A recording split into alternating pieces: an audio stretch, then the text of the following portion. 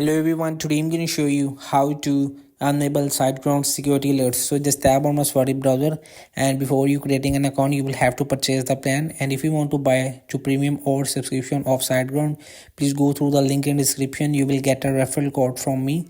So after getting your account, so here you will see you can choose the disable the weekly report and only receive warning if the website is infected.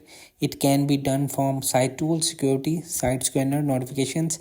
To turn off the weekly report, switch off the email notification slider to keep receiving them and leave the slider enabled.